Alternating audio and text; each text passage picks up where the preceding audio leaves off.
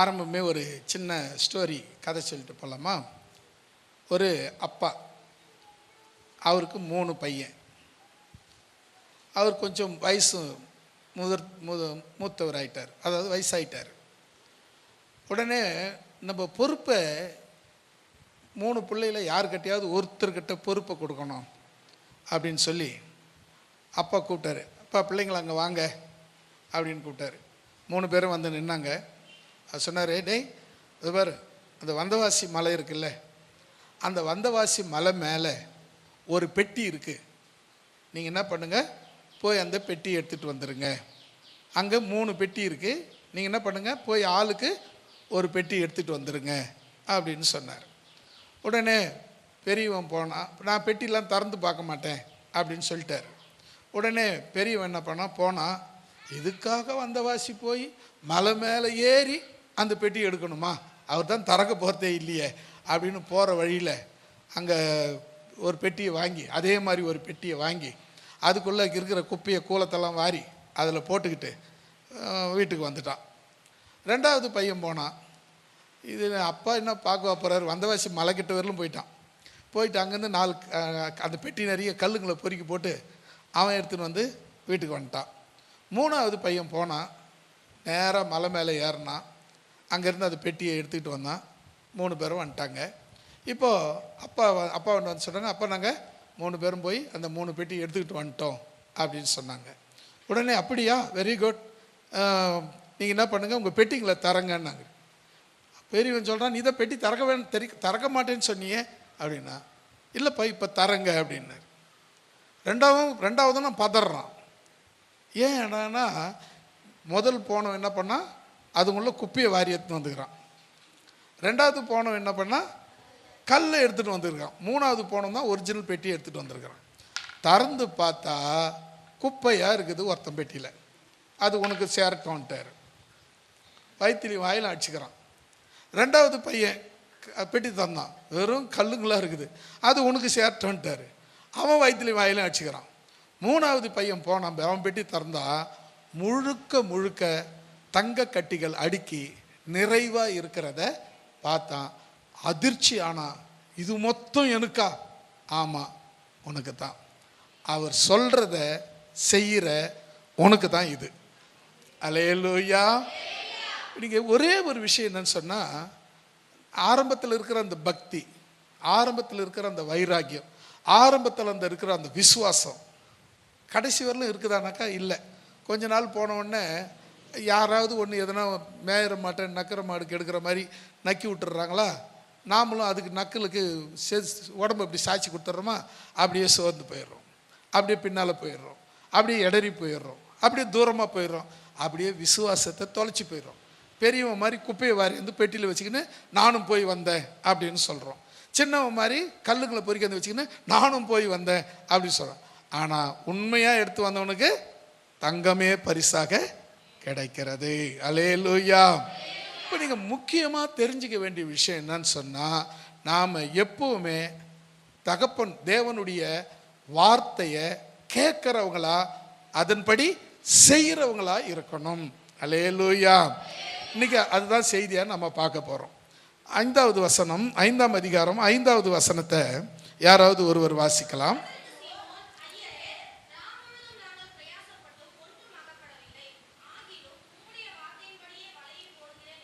ஆமேன். ஒரு அல்லேலூயா சொல்லலாமா? என்ன நடக்குதுன்னா, பேதுரு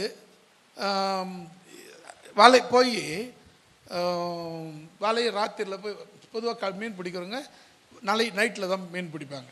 பகலில் மீன் பிடிச்சா ஆழத்தில் போயிடும், மீன் மேலே வராது. அதனால் ராத்திரியில் தான் போயிட்டு மீன் பிடிப்பாங்க. மீன் பிடிக்கும்போது ராத்திரிலாம் பிரயாசப்பட்டு ஒன்றும் கிடைக்கல, வெறும் வலையை எடுத்தாந்து அலசிக்கிட்டு இருக்காங்க. வெறியும் வந்து வலையை கடல் ஓரத்தில் நின்று வலையை அலசி சுத்தம் பழுது பார்த்துட்டு இருக்காங்க. பழுது பார்த்துட்டு இருக்கும்போது இயேசு அங்கே வந்தார். கவனமாக கவனிங்க. இயேசு இப்போ கடற்கரைக்கு வந்தார்.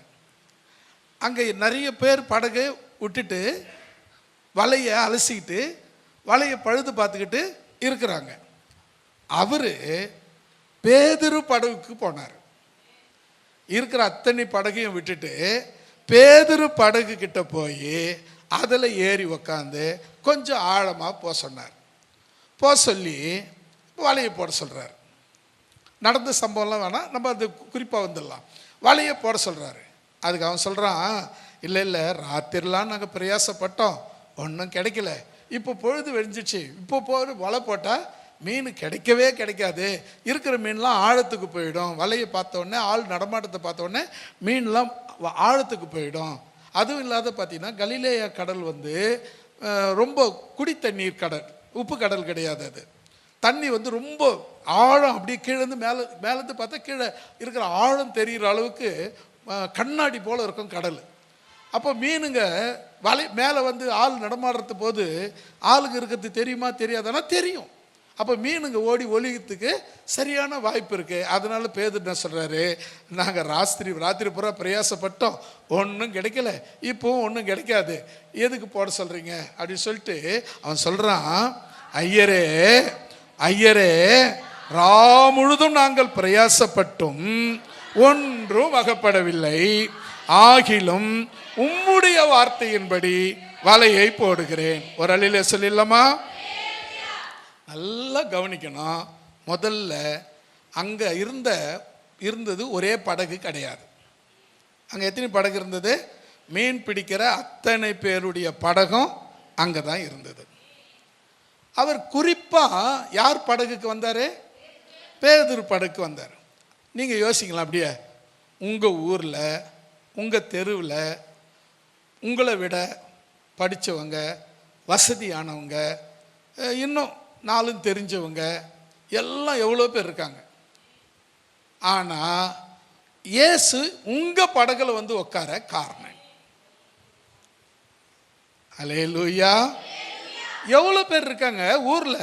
ஒரு 1000 பேர் இருக்க மாட்டாங்களா உங்கள் ஊரில்? இல்லை ஒரு 50 குடும்பம் இருக்காதா? 100 குடும்பம் இல்லையா உங்கள் ஊரில்? ஒரு 50 குடும்பம் இருக்குது, 100 குடும்பம் இருக்குது. அந்த குடும்பம் எல்லாம் விட்டுட்டு தேவன் உன் குடும்பத்தில் உன் படகுல வந்து உட்கார்ந்தாருன்னா அதுக்கு தேவன் ஒரு நோக்கம், ஒரு திட்டம் அவர்கிட்ட இருக்கிறது. அல்லேலூயா. ஏதோ சாதாரணமா ஏதோ போற போக்கில் போனா போதுன்னு வந்து உட்காரலங்க. திட்டம், தேவனுடைய திட்டம் உன் படகுல வரணும்னு, உன் படகுல உட்காரணும்னு, உன் படகுல வந்து நிற்கணும். அதுதான் தேவ திட்டம்.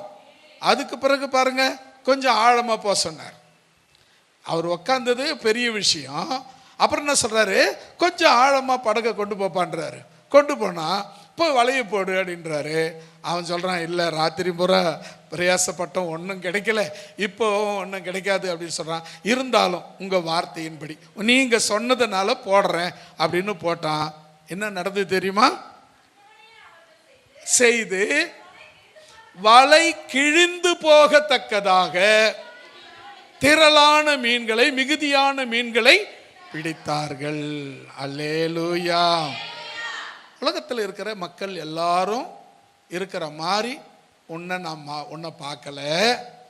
உன்னை கொண்டு நான் பெரிய காரியங்களை செய்ய போறேன். அல்லேலூயா. நான் உன்னை ஆசீர்வதிக்கணும். அப்போ நான் உன் படகு தான் எனக்கு வேணும். நீங்களா வந்து படகு, ஆண்டவரே வாங்க என் படகுல உட்காருங்கன்னு கூப்பிட்டீங்களா? இல்லைங்க. நீங்கள் ரட்சிக்கப்படுறதுக்கு முன்னே நீங்கள் எப்படி இருந்தீங்கன்னு யோசிச்சு பாருங்க. இயேசுவையும் இயேசுவை ஏற்றுக்கொண்ட மக்களையும் அவங்க ஐயோ ரொம்ப நல்ல மக்கள், ஐயோ நல்ல கடவுள் அப்படின்னு சொன்னீங்களா? இல்லைங்க. அவருக்கு எதிராக கொடி பிடிச்சிங்க, அவருக்கு எதிராக நின்னீங்க, அவருக்கு எதிராக பேசுனீங்க. அப்படி இருந்தோம் உங்க படகு தான் வேணும்னு இயேசு உங்களை தேடி வந்தார். அல்லேலூயா. ஏன்பா என் படகுக்கு வந்தீங்க அப்படின்னு ஒரு வார்த்தை நீங்க கேட்பீங்கன்னா அவர் உங்களுக்கு சொல்றாரு, நான் உங்களை ஆசீர்வதிக்க வேண்டி உங்க படகுக்கு வந்திருக்கிறேன். அல்லேலூயா. எப்படிப்பட்ட ஆசீர்வாதம்? வலை கிழிந்து போகத்தக்கதான ஆசீர்வாதம். ஆனா வலை கிழியல. அல்லேலூயா. வலை கிழிந்து போகக்கூடிய ஆசீர்வாதம், ஆனா வலை கிழியல. ரெண்டாவது, எவ்வளவு மீன் மிகுதி, எவ்வளோ சொல்ல முடியாத அளவுக்கு தேவன் உங்களை ஆசீர்வதிப்பதற்காக தேவன் உங்க படகை அவர் தெரிந்து கொண்டார். அல்லேலூயா. இப்போ அவர் உங்கள் படகை தெரிஞ்சுக்கிட்டது ஓகே, உங்களை ஆசீர்வதிக்கிறதுக்காக தெரிந்து கொண்டது ஓகே. ஆனால் அவர் சொல்கிறபடி செய்கிறோமா? இதான் ரெண்டாவது ஃபஸ்ட்டு கேள்வி. முதல்ல நம்ம பார்த்தோம், அவர் என் படகை எங்கள் தெருவில் எவ்வளோ பேர் இருக்காங்க, எங்கள் ஊரில் எங்கள் தெருவில் எவ்வளோ பேர் இருக்காங்க, என் படகில் தான் வந்து உக்காந்தாரு. அதே போல் உங்கள் தெருவில் உங்கள் ஊரில் உங்கள் தெருவில் எவ்வளோ பேர் இருக்காங்க, உங்கள் படகுல தான் வந்து உக்காந்தாரு. ஏன் தெரியுமா? உங்களை மிகுதியாய் ஆசீர்வதிக்க வேண்டும், வலை கிழியக்கூடாது. அல்லேலூயா. மிகுதியா இருக்கும், ஆனா என்ன ஆகாது? வலை கிழியாது. வலை கிழியாத அளவுக்கு ஆசீர்வாதத்தை தேவன் கொடுப்பார். சிந்தாம செதறாம அந்த ஆசீர்வாதம் முழுக்க உனக்கு மட்டுமே கொடுக்க தேவன் வல்லவராயிருக்கிறார். உன் படகுல வந்து ஏறி உன்னை ஆசீர்வதி. அதுக்கு நீ செய்ய வேண்டியது என்ன தெரியுமா? அவர் சொன்னார்ல, ஐயரே ராம் முழுதும் நாங்கள் பிரயாசப்பட்டோம், ஒன்றும் அகப்படவில்லை, ஆகிலும் உம்முடைய வார்த்தையின்படியே ஓடுகிறேன். அல்லேலூயா. சொல்லமா? ஆண்டவர் சொல்றபடி செய்யணும். நம்ம எப்போது ஆண்டவரே நீங்க சொல்லுங்க நான் கேட்குறேன் அப்படின்னு சொல்லியிருக்கீங்களா? ஜெபம் பண்ணியிருக்கீங்களா? சாமுவேல் பிள்ளையாண்டான் ஜெபம் பண்ணா, ஆண்டவரே சொல்லும் அடியேன் கேட்கிறேன். நீங்க எப்போவாது ஜெபம் பண்ணியிருக்கீங்களா? நம்ம மனசில் என்ன நினைச்சோமோ, என்ன முடிவு பண்ணிட்டோமோ, முட்டி போட்டு கப கப கப கப கபன்னு ஒப்பிச்சுட்டு கேட்டா கேளு, கேட்காப்ட போ, சொல்லிட்டேன் அவள் தான் அப்படின்னு போயிடுறோம். ஒன்று தெரியுமா? என்ன குறித்து அவர் என்ன நினைக்கிறாருன்னு கூட நம்ம தெரிஞ்சுக்க விரும்பலையே. என் படகு அவர் ஏன் தேடி வந்தாருன்னு கூட நம்ம கேட்கலையே. என்னை ஏன் ஆழத்தில் போக சொல்றாருன்னு கூட கேட்கலையே. வலையை திரும்ப நான் தான் ராத்திரிலாம் பிரயாசப்பட்டேன், இப்போ ஏன் போட சொல்றாருன்னு கூட கேட்கலையே. இதெல்லாம் எதுவுமே கேட்க மாட்டேன். இயேசுவை ஏற்றுக்கிட்டேன், அவ்வளோதான். அல்லேலூயா ஸ்தோத்திரம். சர்ச்சுக்கு வந்துட்டேன், அல்லேலூயா ஸ்தோத்திரம். ஆராதனையில் கை தட்டிட்டேன், அல்லேலூயா ஸ்தோத்திரம். எல்லாரும் ஸ்தோத்திரம் பண்ணுறாங்க, நானும் ஸ்தோத்திரம், அல்லேலூயா ஸ்தோத்திரம். ஆமேன்னு சொன்னாங்க, நானும் ஆமேன்னு ஸ்தோத்திரம். இவ்வளோதான். இல்லைங்க, உன்னை தெரிந்து கொண்டதுக்கு ஒரு நோக்கம் உண்டு. உன் படகுல வந்து இயேசு ஏறினதுக்கு ஒரு காரணம் உண்டு. உன்னை ஆழத்தில் கொண்டு போக சொன்னதுக்கு ஒரு காரணம் உண்டு. உன் வலையை போட சொன்னதுக்கு ஒரு காரணம் உண்டு.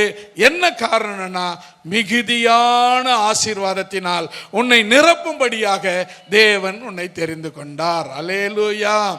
ஆனா அதுக்கு ஒன்று செய்யணுமே, அதுக்கு நாம ஒன்று செய்யணுமே. என்ன செய்யறது? அவர் என்ன சொல்றாரோ அதை செய்யணும். அல்லேலூயா. கானா ஊர் கல்யாணத்தில் முதல் அற்புதம் நடந்துச்சு, உங்களுக்கு எல்லாருக்கும் தெரியும். ஆமாம் தானே?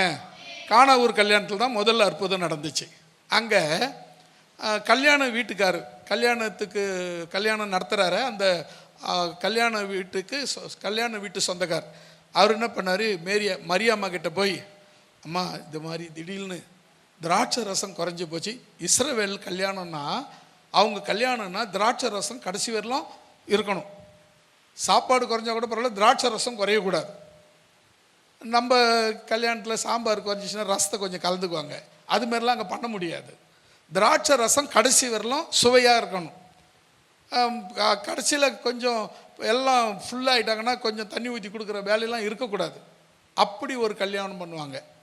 அப்படி கல்யாணம் பண்ணும்போது இவருக்கு திராட்சை ரசம் குறைஞ்சி போச்சு. எல்லாரும் குறையா எழுந்து போனாங்கன்னா அந்த கல்யாணமே ஏதோ குறை நடந்த மாதிரி ஒரு எண்ணம் வந்துடும் எல்லாருக்கும். அதனால் என்ன பண்ணுவாங்க, திராட்சை ரசம் மட்டும் குறையாமல் பார்த்துக்குவாங்க. இப்போ திடீர்னு திராட்சை ரசம் குறைஞ்சி போச்சு, என்ன பண்ணுறதுனே தெரில. அவர் மேரி அம்மா கிட்ட வந்து சொல்கிறாரு. அவங்க என்ன பண்ணாங்க, சரி நான் என் பையன் ஏசு வந்துக்கிறான், நான் போய் அவங்ககிட்ட சொல்கிறேன் அப்படின்னு அவங்க வந்தாங்க. ஏசப்பா கிட்ட வந்தாங்க. எப்பா திராட்சை ரசம் குறைஞ்சி போச்சாம்பா அப்படின்னு அவங்க சொல்கிறாங்க. அதுக்கு அவர் என்ன சொல்கிறாரு, ஸ்திரீயே அம்மா உனக்கு எனக்கு என்ன, என் வேலை இன்னும் வரலை அப்படின்ட்டாரு. உடனே அந்த அம்மா அப்படியே கம்முன்னு போக வேண்டியது தானே. அவங்க என்ன பண்ணாங்க, வேலைக்காரர்கிட்ட போய், அதை பேர் அவர் தான் ஏசுநாதர், அவர் என்ன சொல்கிறாரோ அதை மட்டும் செய்யுங்க. ஒரு அள்ளியில சொல்லிடலாமா? நீங்கள் என்ன பண்ணணும்? அதை பார், அவர் தான் இயேசுநாதர், அவர் தான் ஆண்டவர். அவர் என்ன சொன்னாரோ, என்ன சொல்கிறாரோ, என்ன சொன்னாலும் அப்படியே செய்யுங்க. உடனே போய் இவனுங்க கை கட்டி நிற்கிறானுங்க வேலைக்காரனுங்க. என்னப்பா நீங்கள் என்ன சொன்னாலும் செய்கிறேன். ஓ அப்படியா, சரி. நீங்கள் போய் அந்த வாசலில் இருக்கிற கச்சாடி, 6 கச்சாடி, அது ஃபுல்லாக தண்ணி ஊற்றுங்க. அதில் 2-3 குடம் தண்ணி பிடிக்கிற கச்சாடிகள் எல்லாம் 6 கச்சாடி இருக்குது. போய் தண்ணி நிரப்புங்கன்னாரு. இவனுங்க போனானுங்க, தண்ணி கொண்டாந்து எடுத்தாந்து நிரப்புனானுங்க. தண்ணி எங்கேருந்து எடுத்தானுங்கன்னு அவனுங்களுக்கு மட்டும்தான் தெரியும். கிணத்துலேருந்து எடுத்தாந்தானுங்களா, குழாவில் பிடிச்சாந்தானுங்களா, எங்கே குளத்துலேருந்து எடுத்தாந்தானுங்களா, எங்கேருந்து எடுத்தாந்தானுங்கன்னு அவங்கள தவிர வேறு யாருக்கும் தெரியாது. எடுத்தாந்து வச்சாச்சு. ஆண்டர்கிட்ட சொன்னாங்க, ஐயா கொண்டாந்துட்டீங்க, எடுத்து ஒரு ஃபில் பண்ணிட்டீங்க, 6 கச்சாடி நிரப்பிட்டோம். ஒவ்வொரு கச்சாடியும் 2-3 குடம் தண்ணி பிடிச்சிதியா? நிரப்பிட்டியா? சரி, அதை மொண்டுட்டு போய் பந்தி விசாரிக்கிறான் பாருங்க, அவங்ககிட்ட கொடுங்க அப்படின்னு சொல்லிட்டாரு. இவங்க என்ன பண்ணால் எடுத்துகிட்டு ஒன்றும் பண்ணல. நடுவில் இங்கே பாருங்கள், ஒன்றும் நான் இயேசு திராட்சரசமாய் மாறட்டும் அப்படின்னு எதனா சொன்னாரானா? ஒன்றும் சொல்லலை. போனார், தண்ணி கொண்டு போய் குடுறானாரு, கொடுத்தான். வாங்கி குடிச்சு பார்க்குறான் பந்தி விசாரிக்கிறவன்.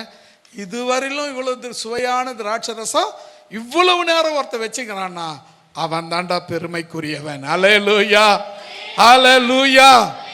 இந்த அற்புதம் எதனால் நடந்தது? அவர் சொல்லுகிறபடி, அவர் வார்த்தையின்படி, அவர் சொன்னதை செய்கிறதினாலே கிடைத்த நிறைவான ஆசீர்வாதங்கள். சில பேர் என்ன பண்ணுவாங்க, இவங்க ஒரு இஷ்டத்துக்கு ஆண்டவர்கிட்ட ஜெபம் பண்ணுவாங்க. ஆண்டவரே உங்க சித்தத்தை செய்யும், அங்கே விட்டுட்டு அப்படியே போய் இவங்க இஷ்டத்தை செய்வாங்க. அப்புறம் ஆண்டவர் ஆசீர்வதிக்கலை. எங்கெங்க ஆண்டவர் ஆசீர்வதிக்கிறாரு? நானும் தான் உழுந்து உழுந்து பிறண்டு ஜெபம் பண்ணுறேன், ஒன்றும் நடக்கலை. நடக்காது. அவர் சொல்லுகிறபடி செய், அவர் வார்த்தையின்படி செய், அவர் என்ன சொன்னாரோ அதை செய். அதை விட்டுட்டு உன் இஷ்டத்துக்கு எதையோ ஒன்று, உன் இஷ்டத்துக்கு, உன் விருப்பத்துக்கு, நீ நினைக்கிறது சரின்னு சொல்லக்கூடாது. அவர் சொல்றது தான் சரி. அல்லேலூயா. நான் நினைக்கிறது சரி கிடையாது. அவர் சொல்றது மட்டும்தான் சரியாக இருக்க முடியும். அல்லேலூயா. இப்போ நான் சொல்றேங்க, ஃபுல் பீட்ல இருந்து சொல்றேங்க, நான் சொல்றது சரியான கிடையாது. அவர் சொல்றது தான் சரி. அப்போ எப்படி நம்ம கேட்கணும் அப்படின்னா, ஒவ்வொரு நாளும் நீங்கள் ஜெபம் பண்ணும்போது, ஆண்டவரே நான் என்ன செய்ய சொல்லுங்க ஆண்டவரே, நான் கேட்கிறேன். அந்த அனுபவம் உங்களுக்கு வரணும். நம்ம ஜெபம் பண்ணும்போது, ஜெபம் பண்ண ஆரம்பித்த உடனே என்ன நினைக்கிறோம், ஒரு பேராகிராஃப் மனப்பாடம் பண்ணி வச்சுருப்போம். சபையில் மாதிரி, அந்த சபை மாதிரி, அச்சஸ்டே மரியே வாழ்க, கர்த்தருக்குள் ஆசீர்வதிக்கப்பட்டவள் நீயே, உன் திருவயிற்றுக்கனி ஆசீர்வதிக்கப்படுவதாக, சோன் சோ, அப்படி இப்படி இப்படி அப்படி அப்படி இப்படி அப்படி இப்படி இப்படி அப்படி அப்படின்னு ஒரு 50 ஜெபம் பண்ணிவிடுவோம்.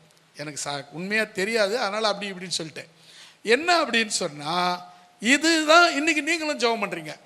கண்ணை மூடிக்கினா முட்டி போட்டுன்னு ஒரு 10 வருஷமாக இதே ஜெபம் தான் பண்ணிக்கிட்டு இருக்கிறீங்க.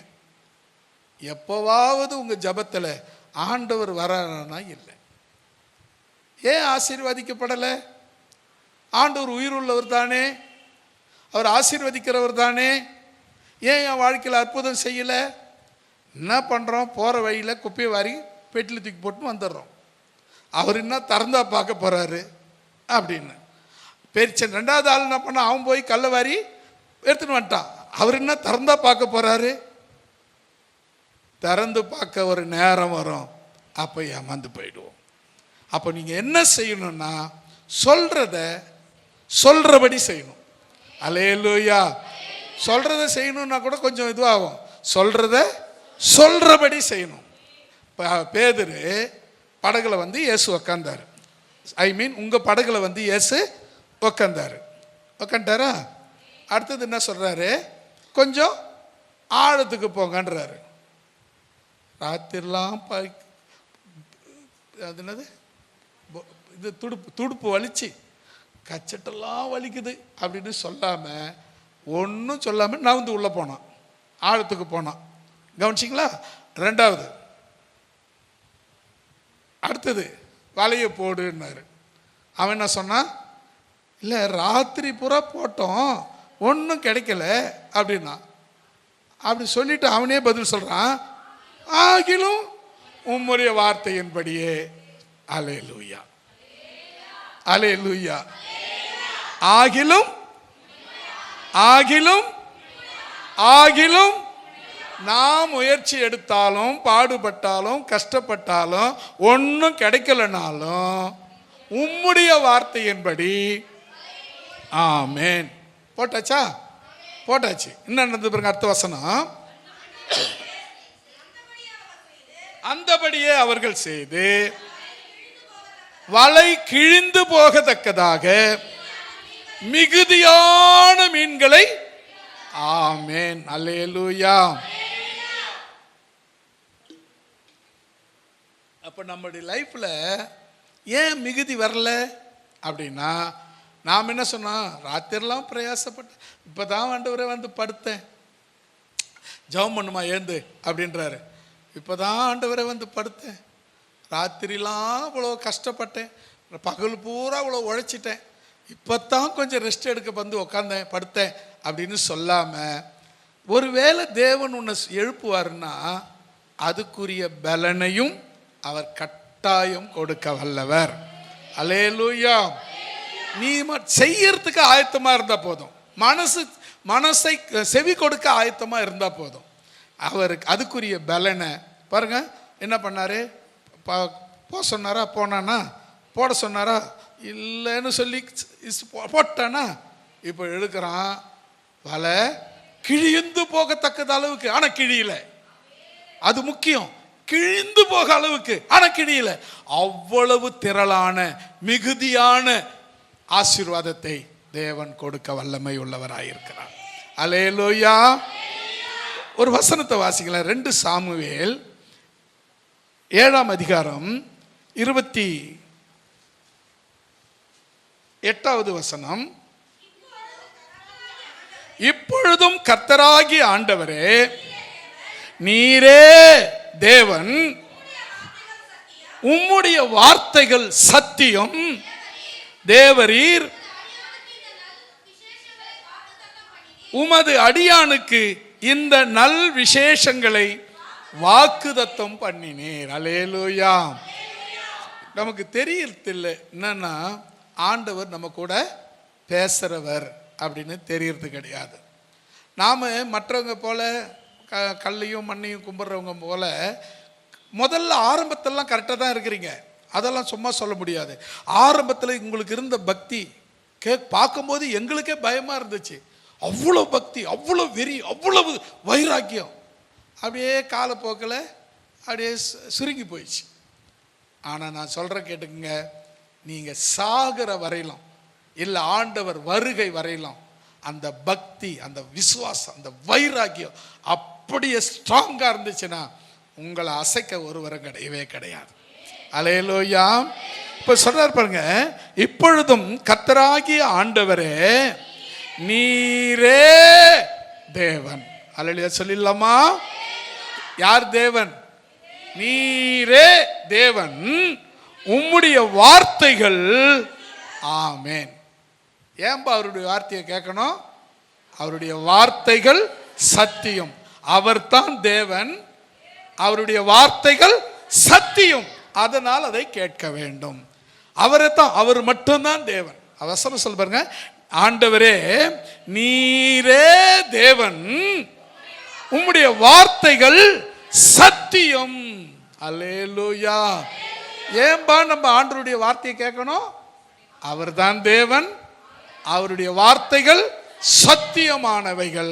ஆகினால் அந்த வார்த்தையை சொன்னதை சொன்னபடி கேட்கிறவர்களாக நாம, செய்கிறவர்களாக நாம காணப்பட வேண்டும். இன்னும் கூட ஒரு வசனம் சொல்லுது பாருங்களேன்.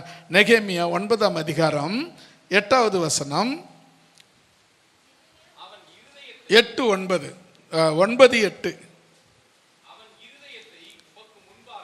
அவன் இருதயத்தை உமக்கு முன்பாக உண்மையுள்ளதாக கண்டு கானானியர், ஏத்தியர், எமோரியர், பெரிசியர், எபூசியர், கிர்காசியருடைய தேசத்தை அவன் சந்ததிக்கு கொடுக்கும்படி அவனோடு கூட உடன்படிக்கை பண்ணி உம்முடைய வார்த்தைகளை நிறைவேற்றினீர். அல்லேலூயா. நமக்கு தேவன் வாக்கு கொடுத்திருக்கிறார், பிராமிஸ் பண்ணியிருக்கிறார். அந்த பிராமிஸ் படி யாருடைய இடம் இங்க வந்து பாத்தீங்கன்னு சொன்னா அருமையா சொல்றார், அவன் இருதயத்தை உமக்கு முன்பாக உண்மையுள்ளதாக கண்டு. உங்க படகுல வந்து ஏறதுக்கு காரணம் என்னன்னு நினைக்கிறீங்க? உங்க இருதயத்தை இருக்கிற எல்லாருடைய இருதயத்தை பார்த்திலும் உங்க இருதயம் உண்மையுள்ளது என்று கண்டு உங்க படகுல வந்து ஏறிட்டாருங்க. அல்லேலூயா. ஒரு சிலருக்கு தான் கிரியை செய்து கை தூக்கி அல்லேலூயா சொன்னீங்க, மற்றவங்களாம் யோசிக்கிறீங்க இதான் சொல்றாங்களோன்னு. கவனிங்க, அவன் இருதயத்தை உமக்கு முன்பாக உண்மையுள்ளதாக கண்டு. அவர் யாருடைய காரியத்தை ஆசீர்வாதத்தை உனக்கு தர்றாரு பாருங்க. கானானியர், ஏத்தியர், எபோரியர், பெரிசியர், எபூசியர், கிர்காசியர் தேசத்தை அவன் சந்ததிக்கு கொடுக்கும்படி யாரோட உடன்படிக்கை பண்ணியிருக்காரு? உங்களோடு கூட உடன்படிக்கை பண்ணியிருக்கிறாருங்க. ஆமென். நீங்க உங்க படகுல வந்து உக்காந்தாரா? உங்க கூட உடன்படிக்கை பண்ணியிருக்கிறார். என்ன உடன்படிக்கை? பிதா, குமாரன், பரிசுத்தாவி நாமத்தினாலே முழுகி ஞானஸ்தானம் எடுக்கிற உடன்படிக்கை. இனி வாழ்வானாலும் சாவானாலும் உயர்வானாலும் தாழ்வானாலும் எந்த நிலையானாலும் இயேசுவே வழி, இயேசுவே சத்தியம், இயேசுவே ஜீவன். அல்லேலூயா. இப்படி நாம இருக்கும்படி உன்னை அவர் கண்டுபிடிச்சிருக்காரு. நீ கண்டுபிடிச்சியா? நீ கண்டுபிடிக்கணும். உன்னை எல்லாருடைய கண்களுக்கு முன்ன இறுதி நீ நல்லவனு உன்னை கண்டுபிடிச்சி இவ்வளவு பேருடைய தேசத்தை உனக்கு கொடுத்து உங்களோடு கூட உடன்படிக்கை பண்ணி வார்த்தைகளை, அவர் சொன்ன வாக்குத்தத்தங்களை, வார்த்தைகளை நிறைவேற்ற வல்லவராய் இருக்கிறார். கரங்களை உயர்த்தி சொல்லலாமா? வார்த்தைகளை நிறைவேற்றுவதற்கு வல்லவராய் இருக்கிறார். இன்னும் கூட ஒரு வசனத்தை நீங்க வாசிங்களேன். சங்கீதம் 119 103.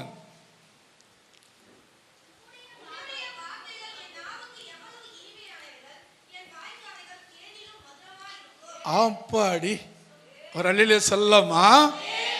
என்ன அருமையா சொல்றாரு பாருங்க. உம்முடைய வார்த்தைகள், அல்லேலூயா, கர்த்தருடைய வார்த்தை சொல்ல சொல்ல சொல்ல இன்பங்க, வாசிக்க வாசிக்க வாசிக்க இன்பங்க, தெவிட்டாத தேனுங்க, தெல் அமுதுங்க. அதான் பக்தர் சொல்றாரு பாருங்க, சங்கீதக்காரன் சொல்றாரு, உம்முடைய வார்த்தைகள் என் நாவுக்கு எவ்வளவு இனிமையானவைகள், அது என் வாய்க்கு ஆமென் தேனை காட்டிலும் மதுரமாய் இருக்கிறது. அப்போ அந்த வார்த்தைக்கு கேட்கறது மட்டும் கிடையாது, யோசிக்கிறது மட்டும் கிடையாது, அந்த வார்த்தைக்கு அவர் சொல்றத அப்படியே செய்யறவங்களா இருக்கணும். சில பேர் பார்த்தீங்கன்னா நல்லா கேட்பாங்க, கேட்டுட்டு கடைசியா ஆமென் அல்லேலூயா அவ்வளோதான், முடிஞ்சு போச்சு. எல்லாத்தையும் கேட்டு ஒரே வார்த்தை ஆமென் அல்லேலூயா முடிச்சுட்டு போய்கினே இருப்பாங்க. நான் ஒன்று சொல்கிறேன் கேட்டுக்குங்க. உங்கள் படகுல எத்தனையோ படகு இருக்கு. உங்கள் படகுக்கு வந்திருக்கிறாருன்னா ஒரு நோக்கம் உண்டு.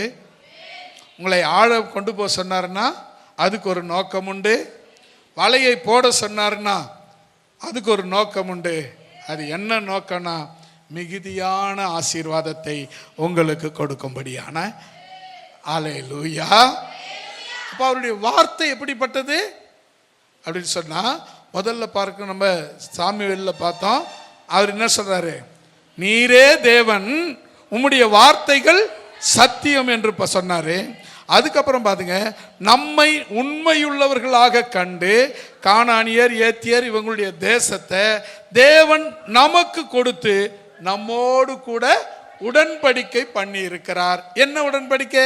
நான் சொன்ன வார்த்தைகளை நிறைவேற்றுவேன் என்கிற உடன்படிக்கையை உங்களுக்கு கொடுத்திருக்கிறார். அடுத்து நம்ம சங்கீதத்தில் பார்த்தோம், உம்முடைய வார்த்தைகள் என் நாவுக்கு எவ்வளவு இனிமையானவைகள், அவை என் வாய்க்கு அவைகள் தேனிலும் மதுரமானவைகள். அல்லேலூயா.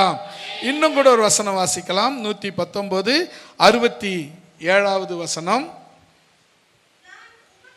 நான் உபத்திரவப்படுவதற்கு முன்னே வழி தப்பி நடந்தேன், இப்பொழுதோ உம்முடைய வார்த்தையை காத்து நடக்கிறேன். அல்லேலூயா சொல்லமா.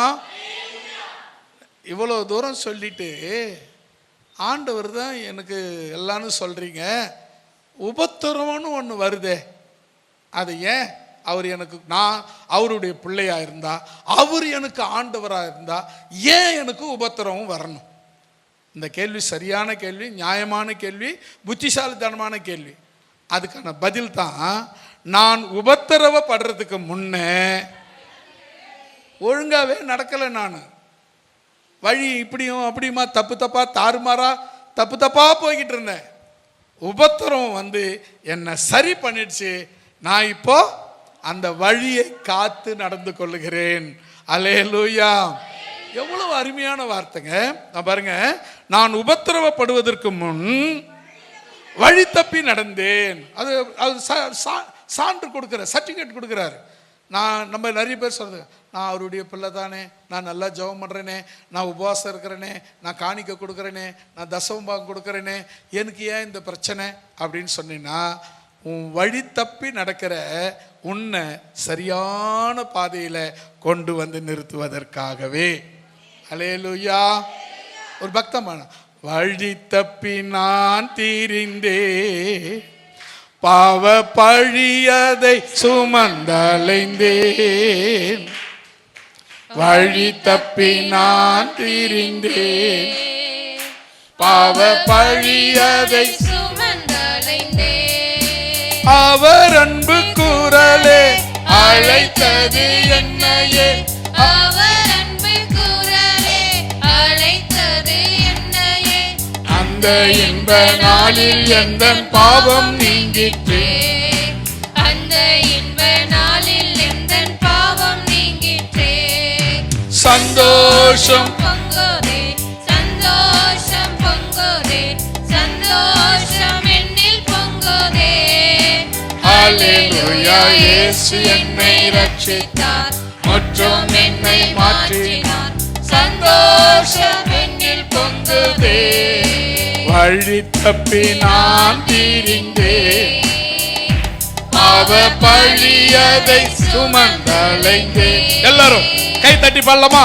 வழி தப்பி நான் தீரிந்தேன், ஜீசஸ், பாவ பழியதை சுமந்தலைந்தேன், அவர் அன்பு குரலே அழைத்தது என்னையே, அவர் அன்பு குரலே அழைத்தது என்னையே, அந்த இன்ப நாளில் எந்த பாவம் நீங்கிற்று, அந்த இன்ப நாளில் எந்த பாவம் நீங்கிற்று, சந்தோஷம் பொங்குதே, சந்தோஷம் பொங்குதே, சந்தோஷம் என்னில் பொங்குதே. அல்லேலூயா. இயேசு என்னை ரட்சித்தார், மற்றும் என்னை மாற்றினார், சந்தோஷம் என்னில் பொங்குதே.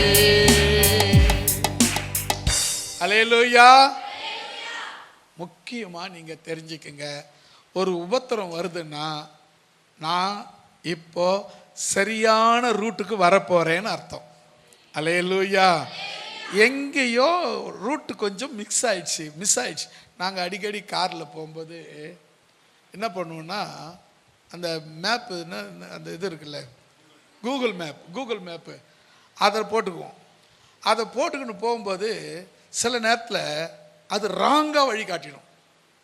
ஒரு முறை நாங்கள் இதுக்கு போகிறோம், கோபிசெட்டிப்பாளையம், பூமா செட்டி கோலன்ற அங்கே இருக்கிறது, அது ஞாபகம் வந்துடுச்சு. கோபிசெட்டிப்பாளையம் அது ஏறக்குறைய கோயம்புத்தூர் கிட்ட இருக்குது. நாங்கள் மேப்பில் போட்டோம், அரூர் பக்கத்தில் காமிச்சது. அரூருக்கும் கோயம்புத்தூருக்கும் சம்பந்தமே இல்லாத இடத்த காட்டுது. சரி, அது கரெக்டாக தான் காட்டுதுன்னு நாங்களும் என்ன பண்ணோம், வண்டியை பிடிச்சி இப்படி போக வேண்டியவங்க, இப்படி சுற்றின்னு இப்படி போய் சேலம் போக வேண்டியவங்க இப்படி நேராக திருவண்ணாமலை போகிறோம். அரூரில் போய் அந்த ரோட்டில் போய் நல்லா போய் ரோடு லெஃப்டில் திரும்பி போய் பார்த்தா ஒரு முட்டு சந்தில் இது பண்ணிடுச்சு. இதாண்டா சரி பெட்டி கோபிசெட்டிப்பாளையம் இறங்கடா இருந்து. அதுக்கப்புறம் ரோடும் காணா. அதுக்கப்புறம் பக்கத்தில் எங்கன்னா வீடாவது இருக்குமான்னு கேட்கலான்னு பார்த்தா வீட்டையும் காணும். நம்ம இப்போ வழி தப்பி இருக்கிறோம். சில நேரங்கள் இப்படி நமக்கு மிஸ் ஆகிறது சகஜம்தான், வழி தவறுறது சகஜம்தான். ஆனால் உடனே நம்ம ஒரு வழிகாட்டியை கண்டுபிடிச்சி அவங்களாண்ட வழி கேட்டு நாங்கள் என்ன பண்ண தெரியுமா, அங்கேருந்து வெளியே வந்தோம்.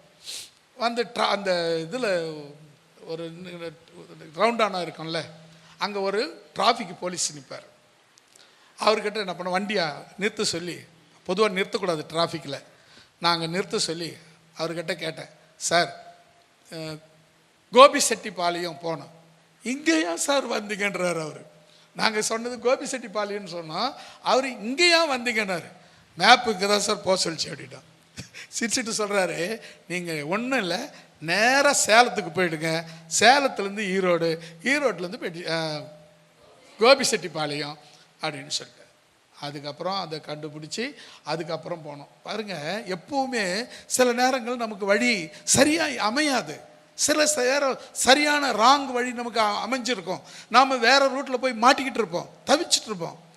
ஆனால் தேவன் என்ன பண்ண தெரியுமா, நான் உபத்திரவப்பட்டது நல்லது, அவங்க நான் வழி தப்பி நடந்தேன், இப்போவோ நான் என்ன சொல்ற பாருங்க, இப்பொழுதோ உம்முடைய வார்த்தையின்படி நான் காத்து நடக்கிறேங்க. வார்த்தை அப்போ உங்களை வழி நடத்தும். அல்லேலூயா. நீங்கள் கவனிச்சு பாருங்க, ஆண்டவர் கடல் அருகே வந்தார், பேதுரு படகையில் உட்கார்ந்தார், பேதுருவாகி உங்கள் படகுல வந்து உட்கார்ந்தாரு. நீ ஏன் எதுன்னு கேட்டிங்களா? கேட்காம ஏற்றுக்கிட்டீங்கள? ஏற்றுக்கிட்டது உண்மைன்னா அவர் என்ன சொல்கிறாரோ அப்படியே செய். உங்கள் படகுல உட்கார்ற வரல, ஏன்பா என் படகுல உட்காராதுப்பா அப்படின்னு சொல்லி விட்டுருக்கலாம்ல, ஏன் சொல்லலை? உட்காந்துக்கிட்டு ஒத்துக்கிட்டீங்க, ஏற்றுக்கிட்டீங்க, எல்லாம் ஓகே. இப்போ போக சொன்னால் மட்டும் ஏன் போக மாட்டேங்கிறீங்க? போய்தான் பாருங்களேன், ஆசீர்வாதம் பெருகும். அல்லேலூயா. அவர் படகுல உட்கார்ந்த போது சந்தோஷமா இருந்ததில்ல, இப்போ உன்னை ஆழத்தில் போக சொல்றாரு. ஆழத்தில் போய் தான் ஆகணும். போனீங்கன்னா ஆசீர்வாதம் வரும். வலையை போட சொல்றாரு. ராத்திரிலாம் பிரயாசப்பட்டோமே, இப்போ பொழுது வெடிஞ்சு போச்சு, மீன் கிடைக்கிற மீன் கூட கிடைக்காதே அப்படின்னு சொல்ற. அவர் சொன்னா எல்லாம் ஆகும். அல்லேலூயா. என் ஆண்டவர் சொன்னா வெட்டாந்தேரிலேயே மீன் பிடிக்கலாம். ஆமே. எங்க வேணாலும் அவரால் செய்ய முடியும். அவர் சொல்ல ஆகும், அவர் கட்டளையிட நிற்கும், அவரால் கூடாதது ஒன்றும் இல்லை. அதான் சொன்ன, கூடுமே எல்லாம் கூடுமே, உம்மாலே எல்லாம் கூடும், கூடாதது ஒன்றுமில்லை, உம்மால் கூடாதது ஒன்றுமில்லை. கூடுமே எல்லாம் கூடுமே, உம்மாலே எல்லாம் கூடும், கூடாதது ஒன்றுமில்லை, உம்மால் கூடாதது ஒன்றுமில்லை. அல்லேலூயா. சரி, இப்போ நம்ம ஒரு பாயிண்ட் தான் பார்த்துருக்குறோம். அவர் ஆண்டவரே உம்முடைய வார்த்தையின்படி போடுகிறேன். என்ன நடந்தது? கிழியில கிழிந்து போகத்தக்கதான மிகுதியான நன்மைகளை தேவன் கொடுத்தார். அல்லேலூயா. இரண்டாவதாக லூக்கா எழுதின சுவிசேஷம் 1ஆம் அதிகாரம் 38வது வசனம்.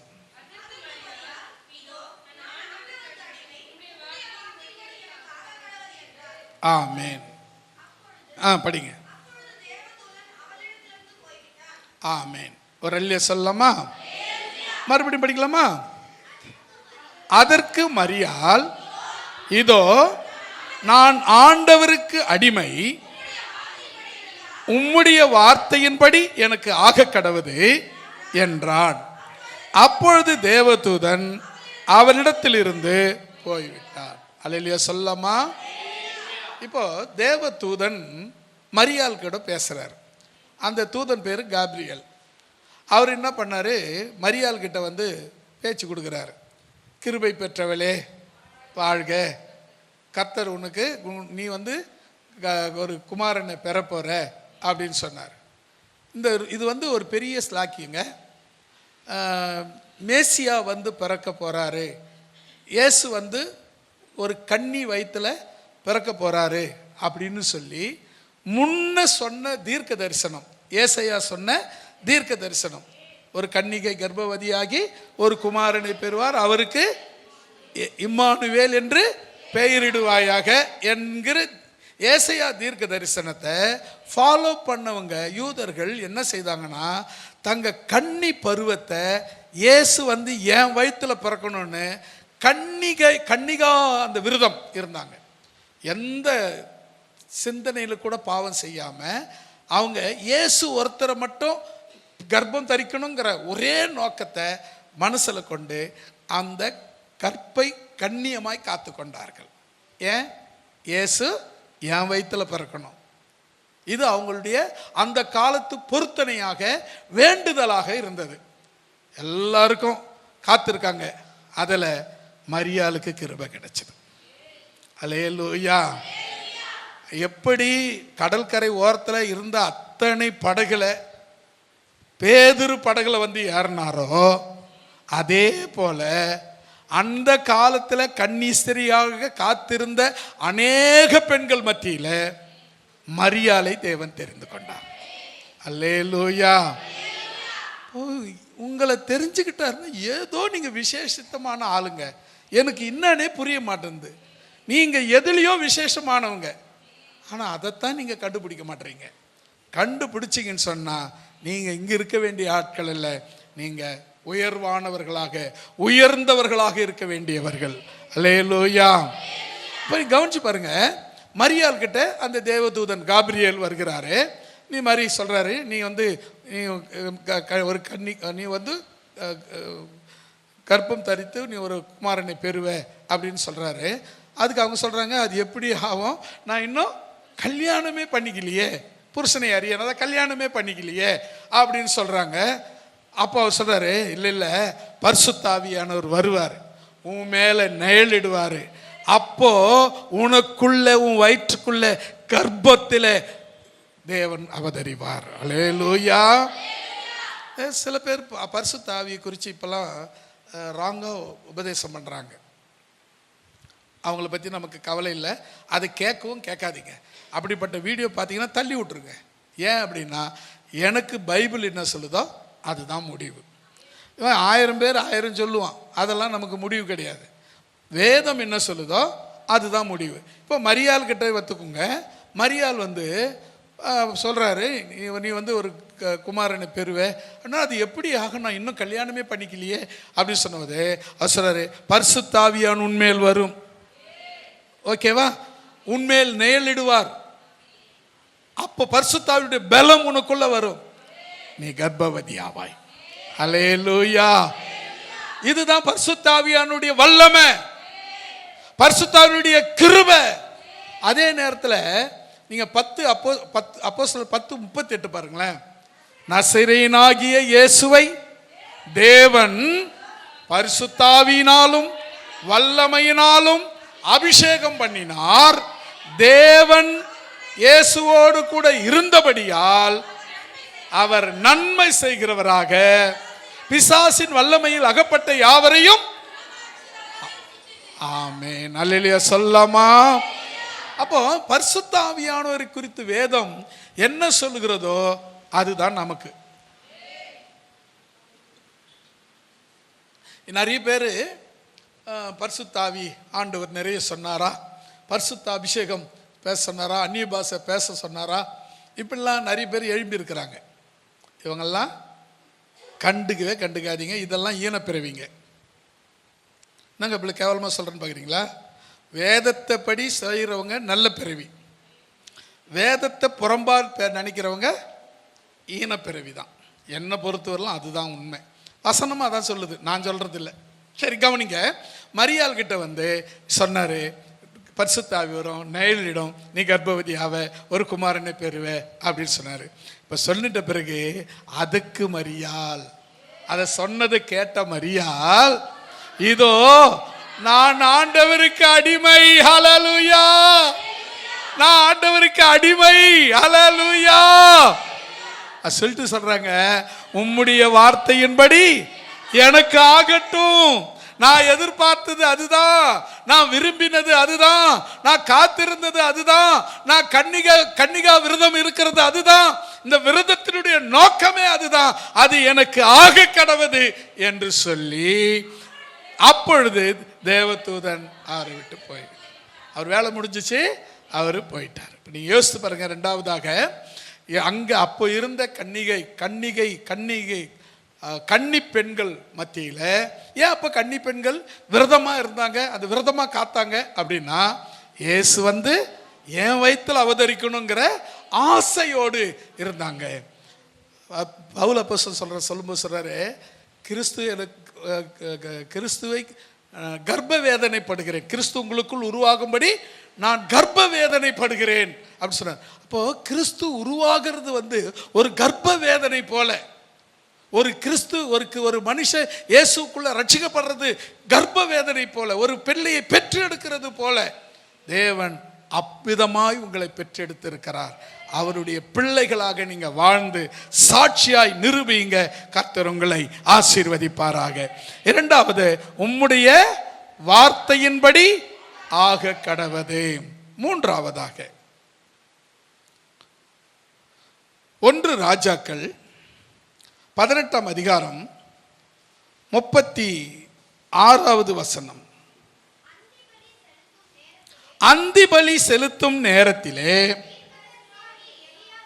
தீர்க்கதரிசியாகிய எலியா வந்து ஆபிரகாமுக்கும் ஈசாக்குக்கும் யாக்கோபுக்கும் தேவனாகிய கர்த்தாவே, இஸ்ரவேலிலே நீர் தேவன் என்றும் நான் உம்முடைய ஊழியக்காரன் என்றும் நான் இந்த காரியங்களை எல்லாம் உம்முடைய வார்த்தையின்படி செய்தேன் என்றும் இன்றைக்கு விளங்க பண்ணும். அல்லேலூயா. மூன்றாவதாக தேவனுடைய வார்த்தையின்படி செய்த எலியாவை பார்க்கிறோம். நீங்க கவனிச்சு பாருங்களேன், அந்த காலம் இஸ்ரவேல் ஜனங்க விக்கிரக வழிபாட்டில் போயிட்டாங்க. விக்கிரக வழிபாட்டில் போய் ரொம்ப போயிட்டாங்க, ஊறி போயிட்டாங்க. காரணம் என்னன்னு சொன்னால், மன்னன் எவ்வழியோ மக்கள் அவ்வழி.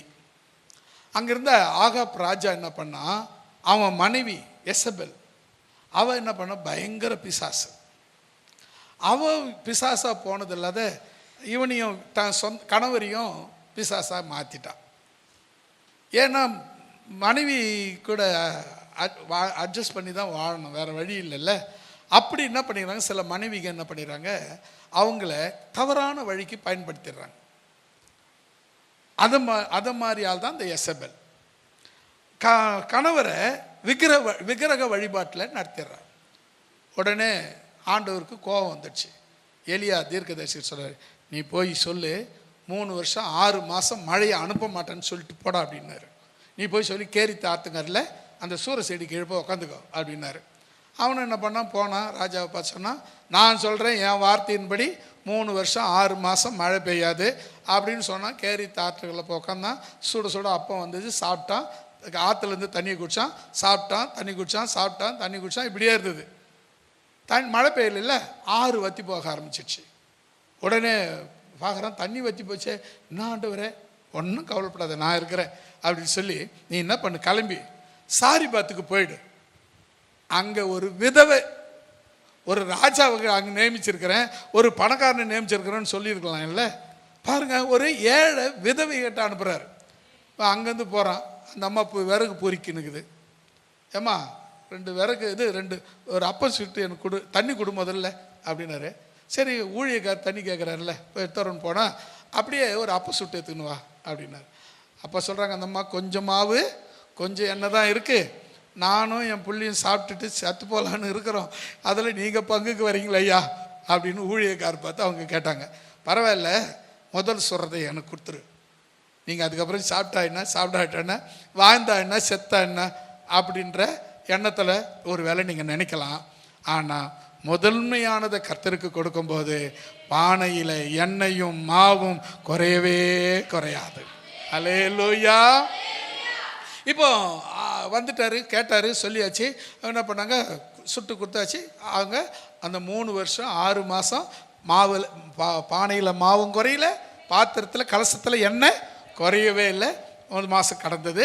அதுக்கப்புறம் இப்போ சொல்ல தீர்க்கதரிசி ஆண்டு சொல்கிறார், நீ இப்போ போய் மழை பெய்யுன்னு சொல்லு அப்படின்னாரு. உடனே என்ன பண்ணுறாரு, இப்போ போய் ராஜா எதிர்க்க கிடைக்கிறான். அவன் சொல்கிறான், ஓ இஸ்ரவேலை கலங்க பண்ணினவன் நீ தானே அப்படின்னா. அவன் சொல்கிறான், நான் இல்லை, நீயும் உன் தகப்பன் வீட்டாரும் என்னடா பண்ணோன்னு கேட்டால், நீங்கள் தேவனை விட்டு விக்கிரகங்களை பின்பற்றி போனதுனால இந்த அநியாயம் நடந்தது அப்படின்னு சொன்ன. உடனே அப்போ நான் என்ன செய்யட்டோன்னு கேட்டான். உடனே ஒரு பலிபீடத்தை கட்டி உங்கள்கிட்ட இருக்கிற 450 தீர்க்கதரிசிகளை கொண்டு, விக்கிரக தீர்க்கதரிசிகளை கொண்டு பலி செலுத்த சொல்லு. மழை வந்துடுச்சுன்னா அவங்க சொல்கிறது கடவுள், அதே போல் நான் சொல்கிறேன், எனக்கு ஒரு டைம் கொடுங்க, அதை நான் செய்கிறேன். நான் சொல்லும்போது மழை வந்தால் எதுக்கு உண்மையான தெய்வம்னு நீங்கள் தெரிஞ்சுக்குங்க அப்படின்னு சொன்னால். உடனே போனாங்க. அவங்க 450 தீர்க்கதரிசியை வந்தாங்க. காலையில் ஆரம்பித்து சாயங்காலம் வரலும் வெட்டிக்கிறாங்க, குதிக்கிறாங்க, ஆடுறாங்க, பாடுறாங்க, உடுக்க வைக்கிறாங்க, சலும்பு அடிக்கிறாங்க. அவங்க பாட்டு என்னென்னமோ பண்ணி கூப்பிட்றாங்க. சாமி வந்த பாட காணும். மத்தியானம் ஆச்சு. ஒரு வேளை தூங்கினா, சாப்பிட்டு கொஞ்சம் தூங்கினாலும் தூங்குவாம்பா, கொஞ்சம் எழுப்பி விடுங்க கடவுளை அப்படின்னு கிண்டல் பண்ண ஆரம்பித்தார். அப்பவும் எழுந்து வரல. எங்கன்னா ஊருக்கு போய் இருப்போம், கொஞ்சம் சத்தமாக கூப்பிட்றா அப்படின்னா அப்பவும் வரல. கடைசியில் அந்தி பலி செலுத்துறன்னு நேரம் வந்துச்சு, சாயங்கால நேரம். இப்போ சொன்னார், இப்போது இவர் எடுத்துக்கிறார் அந்த பொறுப்பை. ஒரு நாற்றங்கால் அளவுக்கு ஒரு இடம், அந்த இடம் முழுதும் பச்சை கட்டை. அந்த கட்டையின் கற்கள் மேலே கட்டையை அடுக்கி, காலையை சந்து சந்தாக வெட்டி, தோல் உரித்து சிந்து சந்தாக வெட்டி, அது மேலே அடுக்கி, கோத்திரத்துக்கு 4 குடம் தண்ணீர் ஊற்றி, 12 கோத்திரத்துக்கு 12 தண்ணி குடம் தண்ணி ஊற்றி, அந்த இடமே தண்ணி தேங்கத்தக்க அளவுக்கு நிறைவாக தண்ணி ஊற்றியாச்சு. இப்போது சொல்கிறாரு, இப்போ இந்த வார்த்தை படிங்க. நான் இந்த வசனம் படிங்க. அந்தி பலி செலுத்துகிற வேளையிலே தீர்க்கதரிசியாகிய எலியா வந்து, ஆபிரகாமுக்கும் ஈசாக்குக்கும் யாக்கோபுக்கும் தேவனாகிய கர்த்தாவே, இஸ்ரவேலிலே நீர் தேவன் என்றும் நான் உம்முடைய ஊழியக்காரன் என்றும் நான் இந்த காரியங்களை எல்லாம் உம்முடைய வார்த்தையின்படி செய்தேன் என்றும் இன்றைக்கு விளங்க பண்ணும் அப்படின்னு சொல்லிட்டு என்ன சொன்னாரு, கர்த்தாவே. அதுக்கு அடுத்த வசனம், அந்த இல்ல அதுக்கு முன் வசனம் படிங்க. கர்த்தாவே தேவனாகிய கர்த்தர் என்றும் திருப்பினீர் என்றும் அறியும்படி என்னை கேட்டருளும் என்றான். அப்பொழுது அக்கினி இறங்கி சகன பலியையும் விறகுகளையும் கற்களையும் மண்ணையும் பட்சித்து வாய்க்கால் இருந்த தண்ணியை கூட நக்கி போட்டது. கரங்களை தட்டி கர்த்தர் நாமத்தை மகிமைப்படுத்துவோம். கர்த்தர் சொல்றபடி செய்தா உன் ஜபத்துக்கு பதில் வரும். அல்லேலூயா. பஞ்சம் இருக்கா? பஞ்சத்தில் இருக்கிறீங்களா? வறுமை இருக்கா? நீங்கள் செய்ய வேண்டியது என்னன்னு சொன்னால், ஜபம் மட்டும் பண்ணுங்க. பஞ்ச காலத்தில் அந்த ஸ்திரீ சாரிபாத்து விதவையை போஷித்த கர்த்தர் உங்களையும் போஷிக்க வல்லமையுள்ளவராக இருக்கிறார். அல்லேலூயா. நம்ம என்ன பண்ணிடுறோன்னா, இல்லைன்னு ஒன்று ஐயோ இல்லை அப்படின்னுறோம். இல்லை, அவ்வளோதான். அப்போ இல்லாத இடத்துல இருக்க வைக்கிறவர் ஆண்டவர். ஆமென் தானே? அவரால் முடியாதுன்னு ஒன்று இருக்குமா? இல்லையே. வானத்தையும் பூமியும் படைச்சவர் அவர் இந்த இடத்துல என்ன இருக்கணும், ஏன் என்ன இல்லைன்னு அவருக்கு தெரியுமா தெரியாதா? தெரியும். அப்போ நீங்க செய்ய வேண்டியது என்னன்னா, ஆண்டவரை நோக்கி கேட்க, ஆண்டவரை பார்த்து, ஆண்டவரே நாங்கள் என்ன செய்ய நீ சித்தமாக இருக்கிறீர் அப்படின்னு சொன்னீங்கன்னா போதும், அவர் என்ன செய்யணும்னு சொல்லுவார். ஒரு பக்தர் சொன்னார்ல, ஆண்டவரே நான் என்ன செய்ய சித்தமாய் இருக்கிறீர், ஆண்டவரே நான் என்ன செய்ய சித்தமாய் இருக்கிறீர், காலை முதல் மாலை வரை மாலை வரை உம் சித்தம் என்னில் நிறைவேறட்டும், காலை முதல் மாலை வரை உம் சித்தம் என்னில் நிறைவேறட்டும், ஆண்டவரே நான் என்ன செய்ய சித்தமாய் இருக்கிறீர், நான் என்ன செய்ய சித்தமாய் இருக்கிறீர். அல்லேலூயா. ஆண்டவர் என்ன சொல்றாரோ அதை செய்கிறவங்களாய் இருக்கணும். கடைசியா ஒரு வசனத்தை நம்ம படிச்சு முடிக்கலாம். சங்கீதம் 119 154 154. எனக்காக நீர் வழக்காடி என்னை மீட்டுக்கொள்ளும், உம்முடைய வார்த்தையின்படியே என்னை உயிர்ப்பியும். ஆமென். அல்லேலூயா. நமக்கும் இன்னொருத்தருக்கும் வழக்கு இருக்கு. ஏதாவது ஒரு பிரச்சனை நம்ம கிட்ட யாராவது வம்பு இழுக்க ஆரம்பிச்சிடுறாங்க. நாம கரெக்டாக போனால் கூட எதிராளி நம்ம கிட்ட சீண்டி சண்டை வாங்குறான், கூப்பிட்டு சண்டை வாங்குறான்.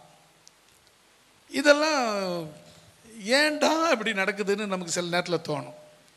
ஆனால் வசனம்னு சொல்லுது பாருங்களேன், எனக்காக நீர் வழக்காடி. ஏன்னா இவங்கெல்லாம் இப்படி பண்ணுவாங்கன்னு ஆண்டவருக்கு ஏற்கனவே தெரியும். ஏன் அப்படின்னா, தேவனுடைய பிள்ளைங்களை வஞ்சிக்கணுங்கிறது பிசாசனுடைய நோக்கம், திட்டம், அவனுடைய தீர்மானம். இப்படி பிசாசு எதையாவது யாரையாவது உசுப்பேத்தி விட்டு எதையாவது பண்ண நினைப்பான். அதுதான் தாவீது சொல்லும்போது சொல்றாரு, சங்கீதக்காரன் சொல்லும்போது, எனக்காக நீர் வழக்காடு ஆண்டவரே. ஒரு அல்லேலூயா சொல்லமா? எனக்காக நீங்க வழக்காடு ஆண்டவரே, எனக்காக போய் நில்லுங்க ஆண்டவரே, எனக்காக யுத்தம் பண்ணுங்க ஆண்டவரே, எனக்காக பஞ்சாயத்து பண்ணுங்க ஆண்டவரே, எனக்காக வழக்காடுங்க. எனக்கு நானே பேசுறேன். அவன் 2 வார்த்தை கேட்டா டேய்னா என்ன பார்த்து நான் சொல்றேன் டே டே டே அப்படின்றன்னு சொல்லிட்டோம்னா அங்க ஆண்டவர் கிரியை செய்ய மாட்டார். நீங்க சும்மா இருங்க, உங்களுக்காக நான் யுத்தம் பண்றேன்னு சொன்னவர் நீங்க போய் யுத்தம் பண்ண ஆரம்பிச்ச உடனே அவர் சும்மா இருக்கிறாரு. நாம சும்மா இருக்கணும், அவர் தான் உங்களுக்காக யுத்தம் பண்ணணும். அல்லேலூயா. அசிங்கமா கேட்கறாங்க, எப்படிங்க பொறுக்க முடியும்? அவங்க அசிங்கமா பேசுறாங்கன்னா அதுக்கப்புறமா அவங்க பேச போறதே இல்லைன்னு அர்த்தம். அல்லேலூயா. ஒன்று சொல்லட்டுமா, இந்த ஊருக்கு வந்தது, இந்த இடத்துல நிற்கிறது அவ்வளோ சாதாரணம் கிடையாது. எவ்வளோ எதிர்ப்புகள், ஐயோயோ தலைமுடியை விட அதிகம். அவ்வளோ எதிர்ப்புகள், அவ்வளோ பஞ்சகம், அவ்வளோ பிரச்சனை, அவ்வளோ சொல்லவே முடியாது. அவ்வளவு எல்லாத்துக்கும் நான் போய் நான் நிற்கிறேன், நான் யார் தெரியுமா அப்படின்னு நின்று இருந்திருந்தா நான் நின்று இருப்பேன், ஆண்டவர் செய்திருக்க மாட்டார். நான் அமைதியாக இருந்தேன், ஆண்டவர் செய்தார். எனக்கு விரோதமாக உருவான எந்த ஆயுதமும் வாய்க்காமலே போகும்படி செய்தார். அல்லேலூயா. அதுதான் ஒரு அழகா சொன்ன ஒரு பக்தவன, உனக்கு விரோதமாய் எழும்பும் ஆயுதம் வாய்க்காதே வாய்க்காதே. எல்லாரும் உனக்கு ரோதமாய் எழும்பும் ஆயுதம் வாய்க்காதே வாய்க்காதே. ஒரு வழியாய் வருவான் எதிரி, ஏழு வழியாய் ஓடுவான். ஒரு வழியாய் வருவான் எதிரி, ஏழு வழியாய் ஓடுவான்.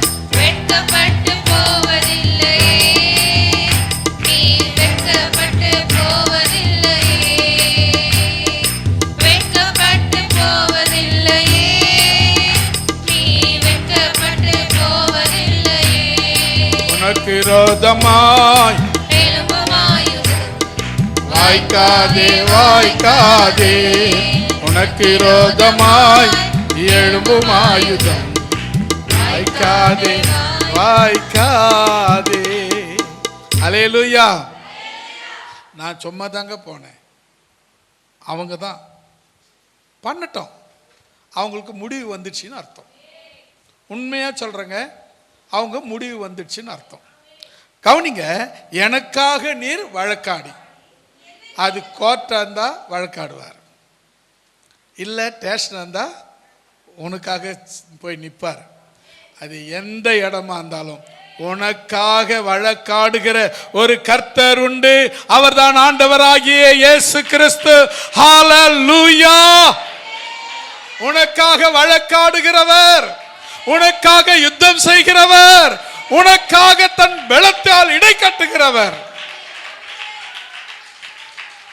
எனக்காக நீர் வழக்காடி என்னை மீட்டுக் கொள்ளும், உன்னை மீட்டுக் கொள்ளுகிறவராக இருக்கிறார்.